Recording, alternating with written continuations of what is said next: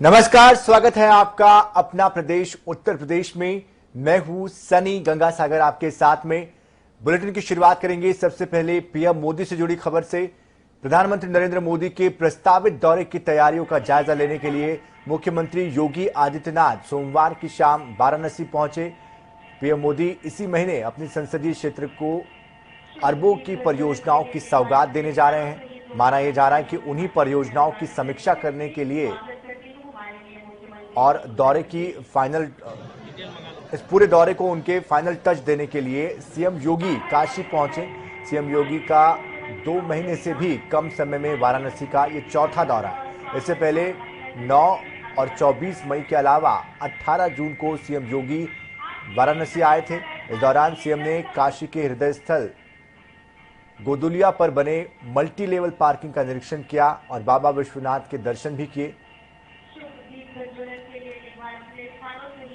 तो पीएम मोदी के आने से पहले तमाम व्यवस्थाओं का जायजा उन्होंने लिया। मोदी सरकार के मंत्रिमंडल विस्तार को लेकर बड़ी खबर सामने आई है। इसी हफ्ते केंद्र की सत्ता पर काबिज नरेंद्र मोदी सरकार के कैबिनेट का विस्तार हो सकता है। कहा यह जा रहा है कि केंद्र की सत्ता का रास्ता यूपी से होकर गुजरता है। ऐसे में अगले साल यूपी में होने वाले विधानसभा चुनाव को ध्यान में रखते हुए मंत्रिमंडल में यूपी के कई चेहरों को खास जगह दी जा सकती है।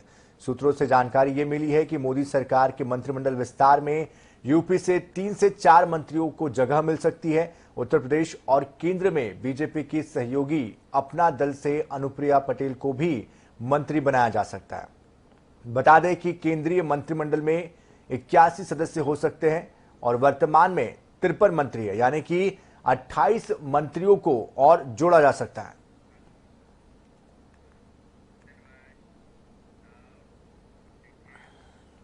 और अब बात आने वाले विधानसभा चुनाव की। विधान परिषद में सपा के 4 मनोनीत सदस्यों का कार्यकाल आज पूरा हो जाएगा। भाजपा कोर कमेटी की मंगलवार को होने वाली बैठक में नए सदस्यों के नामों पर मंथन होगा। परिषद में मनोनीत सदस्य श्रीराम सिंह यादव, लीलावती कुशवाहा, रामवृक्ष यादव, जितेंद्र यादव का कार्यकाल सोमवार को समाप्त हो जाएगा। मुख्यमंत्री योगी आदित्यनाथ की संस्तुति पर राज्यपाल 5 नए सदस्य मनोनीत करेगी। पार्टी सूत्रों के मुताबिक 4 नए सदस्यों के मनोनयन के लिए मंगलवार को होने वाली जो बैठक है उसमें मंथन किया जाएगा। वही समाजवादी पार्टी अब नए सिरे से संगठन को सक्रिय करने की तैयारी में है, जिसके तहत कई जिलों में बड़े पैमाने पर बदलाव किए जा सकते हैं। इसके लिए 7 जुलाई को सपा कार्यालय में बैठक कर मंथन किया जाएगा।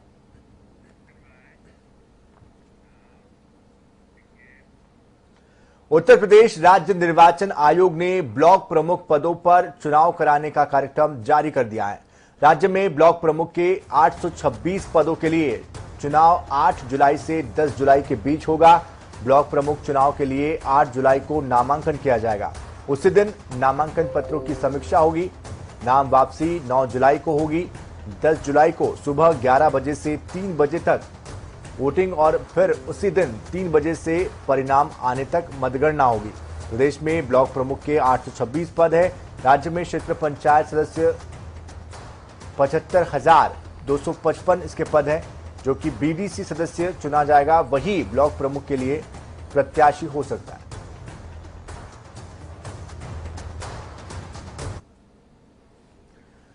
राष्ट्रीय स्वयंसेवक संघ यानी कि आरएसएस के प्रमुख मोहन भागवत ने कहा कि सभी भारतीयों का डीएनए एक है, चाहे वो किसी भी धर्म के हो। उन्होंने मुस्लिम राष्ट्रीय मंच के एक कार्यक्रम को संबोधित करते हुए ये बात कही है। मोहन भागवत ने कहा कि लिंचिंग में शामिल लोग हिंदुत्व के खिलाफ है और लोकतंत्र में हिंदुओं या मुसलमानों का प्रभुत्व नहीं हो सकता है। उन्होंने कहा कि हिंदू मुस्लिम एकता भ्रामक है, क्योंकि वो अलग नहीं है बल्कि एक ही है। पूजा करने के तरीकों को लेकर लोगों के बीच में अंतर नहीं किया जा सकता है। कुछ काम ऐसे भी है जो कि राजनीति नहीं कर सकती। राजनीति लोगों को एकजुट नहीं कर सकती है। भागवत ने कहा कि राजनीति लोगों को एकजुट करने का हथियार नहीं बन सकती है। हिंदू मुसलमान एकता, हमारा तो विचार ऐसा है कि ये शब्द ही बड़ा भ्रामक है। ये दो है ही नहीं, एकता की बात क्या है। इनको जोड़ना क्या, ये जुड़े हुए हैं, ये जुड़े हुए हैं। और ये जब मानने लगते हैं कि हम जुड़े हुए नहीं हैं, तब दोनों संकट में पड़ जाते हैं। बात यही हुई है, हम समान पूर्वजों के वंशज हैं, ये विज्ञान से भी सिद्ध हो चुका है। 40,000 साल पूर्व से हम भारत के सब लोगों का डीएनए, सब लोगों का डीएनए समान है। राष्ट्रीय स्वयंसेवक संघ के प्रमुख मोहन भागवत की ओर से दिए गए बयान पर राजनीतिक बयानबाजी भी अब तेज हो गई है। ऐसे में सपा प्रवक्ता अनुराग भदौरिया, वसीम रिजवी, कांग्रेस प्रवक्ता सुरेंद्र राजपूत ने भी इस पर टिप्पणी की है। आदरणीय मोहन भागवत जी ने जो हिंदू और मुसलमानों में आपसी भाईचारा और सभी धर्मों में आपसी मेल मिलाप के लिए जो संदेश दिया है, वो हिंदुस्तान की तरक्की के लिए है। लेकिन असदुद्दीन ओवैसी जो हिंदुस्तान का अबू बकर बगदादी है, वो कुरान मजीद से जो संदेश उसको मिले हैं, जो हिंदुओं का धर्म परिवर्तन कराए जाने पर भरोसा रखता है, जो हिंदुओं का कत्लेआम कराए जाने पर अपना भरोसा रखता है, उसको इस तरह की बातें कैसे पसंद आएंगी। वो हिंदुस्तान में एक इस्लामिक जिहादी है, वो मोहब्बत की बात नहीं समझता। वो हिंदुओं को कत्लेआम करने की बात अगर की जाए या हिंदुओं के साथ धर्म परिवर्तन की बात की जाए तो उसको अपना लक्ष्य समझता है। सच बात यह है कि भारतीय जनता पार्टी और आरएसएस को ये बात सार्वजनिक रूप से कहने के साथ साथ अपने कैडर को समझानी चाहिए कि पूरा हिंदुस्तान और पूरे हिंदुस्तानी एक मां की संतान है। ये लोग कथनी में और करनी में हमेशा फर्क रखते हैं, हमेशा से ही सांप्रदायिकता की बात करते हैं। अगर ये सांप्रदायिकता की बात पूरी ईमानदारी से छोड़ दें, चुनावी राजनीति में बंद कर दें, सामाजिक राजनीति में बंद कर दें, तो फिर परेशानी ही क्या है। समाजवादी पार्टी हमेशा से कानून को अपने हाथ में लेने के खिलाफ रही है। ये देश संविधान और कानून से चलता है। संविधान और कानून को बनाए रखने की जिम्मेदारी सरकार की होती है। सरकार अपनी जिम्मेदारी से नहीं भाग सकती।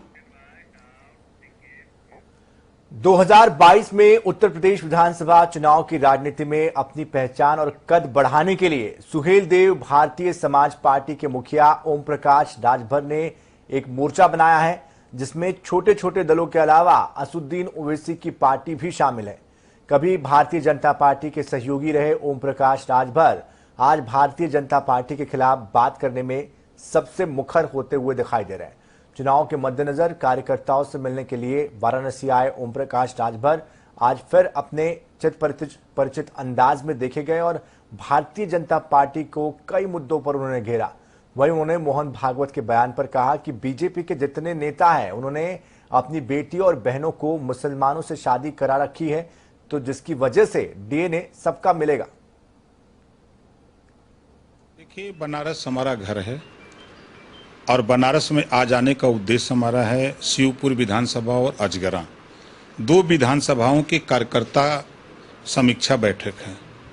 आगामी 2022 में सरकार बनाने के लिए पूरे उत्तर प्रदेश में हम संगठन जो कमी है उसको ठीक करने में लगे हैं। उसी उद्देश्य से हम इधर बनारस आए। देखिए, देश में दो तरह की व्यवस्था है। उत्तर भारत में बीजेपी के लोग गोकशी की बात करते हैं, और यही बीजेपी के लोग जब दक्षिण भारत में जाते हैं तो इनकी जबान बंद हो जाती है। दो तरह का सिस्टम देश में। मोहन भागवत जी इस बयान को क्यों कहे हैं? जितने बीजेपी के नेता हैं, बड़े नेता, या तो अपनी बेटी की या अपनी बहन की शादी मुसलमान से किए हैं, तो डीएनए तो अब मिलेगा। लेकिन गरीब, कमजोर, पिछड़े, दलित को भड़काया जा रहा है, हिंदू मुसलमान में लड़ा करके वोट की बात की जाती है। ये बात अब आम जनता समझ गई है, अब इनके बहकावे में आने वाली नहीं है। अब इस नाते ये अब हिंदू मुसलमान को एक करके वोट लेने के चक्कर में है। एआईएमआईएम के प्रमुख असदुद्दीन ओवैसी ने मोहन भागवत के हिंदुत्व पर दिए गए बयान पर ट्वीट के जरिए निशाना साधा है। आरएसएस के मोहन भागवत ने कहा कि लिंचिंग करने वाले हिंदुत्व विरोधी इन अपराधियों को गाय और भैंस में फर्क नहीं पता होगा, लेकिन कत्ल करने के लिए जुनैद, अखलाक, पहलू, रकबर, अलीमुद्दीन के नाम ही इनके लिए काफी थे। ये नफरत हिंदुत्व की देन है। इन मुजरिमों को हिंदुत्ववादी सरकार की पुष्टपनाही हासिल है। केंद्रीय मंत्री के हाथों अलीमुद्दीन के कातिलों की गुलपोशी हो जाती है। अखलाक के हत्यारे की लाश पर तिरंगा लगाया जाता है। आसिफ को मारने वालों के समर्थन में महापंचायत बुलाई जाती है, जहां भाजपा का प्रवक्ता पूछता है कि क्या हम मर्डर भी नहीं कर सकते। कायरता, हिंसा और कत्ल करना गोडसे की हिंदुत्व वाली सोच का अटूट हिस्सा है। मुसलमानों की लिंचिंग भी इसी सोच का नतीजा है।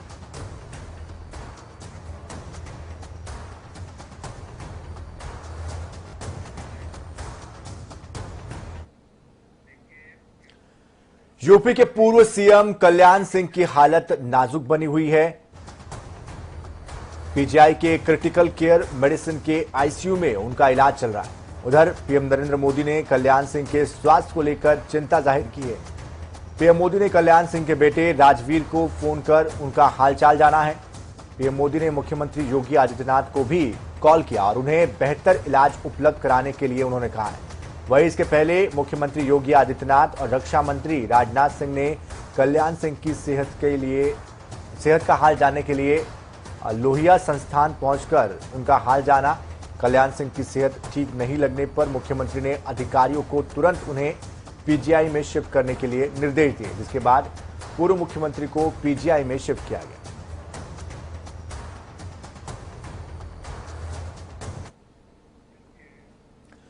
उत्तर प्रदेश के बेसिक शिक्षा विभाग की 69,000 शिक्षक भर्ती के आरक्षित वर्ग के अभ्यर्थियों ने लखनऊ में बेसिक शिक्षा मंत्री सतीश द्विवेदी के आवास का घेराव किया।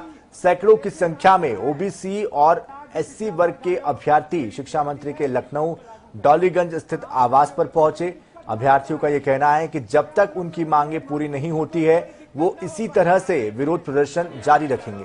इसके बाद शिक्षा विभाग ने नाराज अभ्यर्थियों को बातचीत के लिए बुलाया। शिक्षा विभाग के अधिकारियों और अभ्यर्थियों के प्रतिनिधिमंडल के बीच बापू भवन में बैठक बुलाई गई।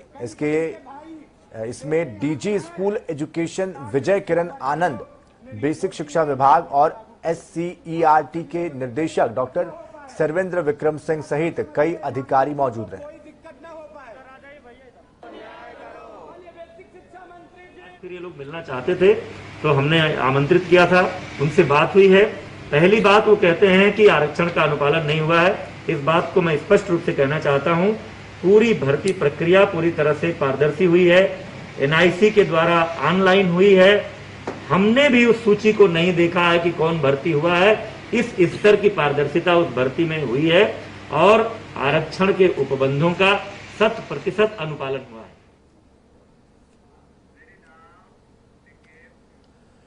कांग्रेस पार्टी के वरिष्ठ नेता प्रमोद तिवारी ने मौजूदा केंद्र सरकार पर राफेल के सौदे को लेकर केंद्र सरकार पर कई गंभीर आरोप लगाए हैं। उन्होंने ये कहा है कि बाहर की कंपनियां जांच की बात कह रही है, लेकिन हमारी सरकार जांच से इनकार कर रही है। वहीं उन्होंने केंद्र सरकार को घेरते हुए कई गंभीर आरोप भी लगाए।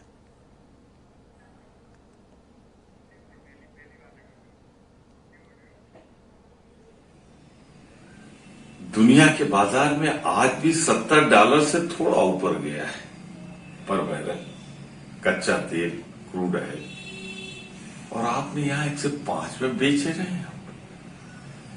अरे हमने तो जो कांग्रेस की सरकार थी $140 पर बैरल खरीदा था, यानी दुगना, और इसका आधा 105 का 52-53 रुपए में बेचा था। तो ये 4 गुने की लूट सिर्फ इसलिए कि अभी केंद्र का चुनाव दूर है, तो आप गरीबों की जेब से निकालिए, नौजवानों की जेब से निकालिए, किसानों की जेब से निकालिए, उनके जेब से निकालिए जो टैक्स पेई हैं, जो पेट्रोल भराते हैं, और अडानी की तिजोरी में पहुंचा दीजिए।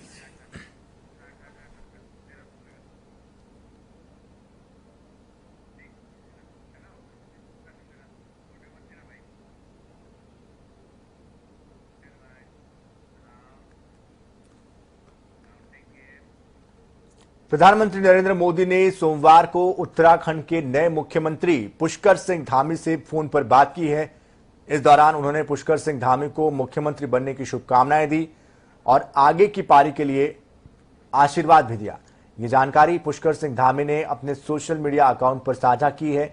उन्होंने अपनी पोस्ट में ये लिखा है कि आपकी व्यक्तिगत रूप से दी गई बधाई मेरे लिए प्रेरणापुंज है। आपके मार्गदर्शन से मैं, मेरे सभी साथी और प्रदेश के कर्मठ कार्यकर्ता देवभूमि उत्तराखंड राज्य को विकास के लिए अनुकरणीय उदाहरण बनाने के लिए दृढ़ संकल्पित है। आपका पुनः हृदय से आभार। साथ ही देर शाम मुख्यमंत्री धामी ने उच्च अधिकारियों के साथ मुलाकात करते हुए कामों को शीघ्रता से करने के लिए निर्देशित किया।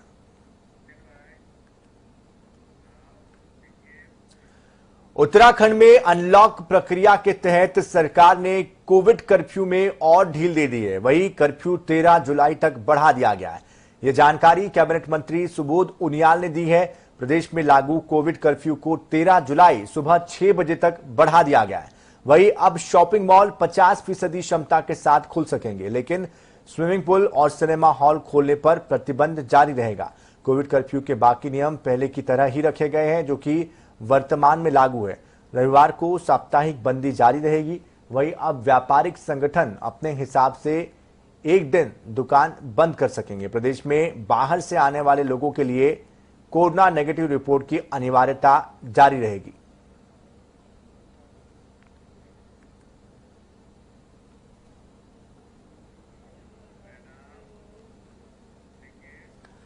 सत्ता की कमान संभालते ही मुख्यमंत्री पुष्कर सिंह धामी एक्शन मोड में आ गए हैं। सरकार के गठन के साथ ही मुख्य सचिव पद पर तैनात ओम प्रकाश को हटा दिया गया है। उनकी जगह साल 1988 बैच के उत्तराखंड कैडर के आईएएस अधिकारी डॉक्टर सुखबीर सिंह संधू उत्तराखंड के नए मुख्य सचिव बनाए गए। संधू प्रदेश के 17वें मुख्य सचिव के तौर पर कार्यभार संभालेंगे। वो मंगलवार को कार्यभार ग्रहण कर सकते हैं।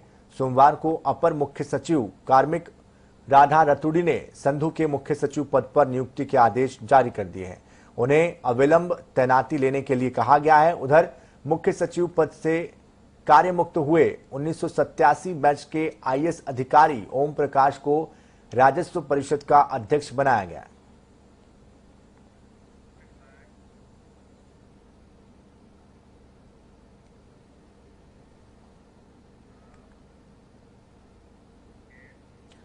कोरोना संक्रमण का खतरा कम होने के साथ ही उत्तर प्रदेश सरकार जनजीवन को सामान्य स्थिति में लाने के लिए लगातार कोशिशें कर रही है। कोरोना कर्फ्यू से पहले ही काफी राहत भी दी जा चुकी है और अब चरणबद्ध तरीके से गतिविधियों को प्रतिबंध से मुक्त किया जा रहा है। इसी क्रम में आज से उत्तर प्रदेश में मल्टीप्लेक्स, सिनेमा हॉल, जिम और स्टेडियम खोल दिए जाएंगे। सोमवार से खोलने का समय तय किया गया था। आज से कई जगहों पर जिम और स्टेडियम खोल दिए भी गए और कुछ कल से खोलने की बातें कही गई है। सीएम योगी ने पिछले शुक्रवार को संक्रमण की स्थिति में लगातार हो रहे सुधार को देखते हुए इसका निर्देश दिया है। इस संबंध में रविवार को मुख्य सचिव राजेंद्र कुमार तिवारी ने गाइडलाइन जारी कर दी है, जिसमें कि ये कहा गया है कि कंटेनमेंट जोन को छोड़कर multiplex, cinema hall, gym, sports stadium सप्ताह में 5 दिन खुल सकेंगे। हालांकि रात 9 से लेकर सुबह 7 बजे तक नाइट कर्फ्यू और शनिवार रविवार को वीकेंड कर्फ्यू अब भी प्रदेश भर में लागू रहेगा।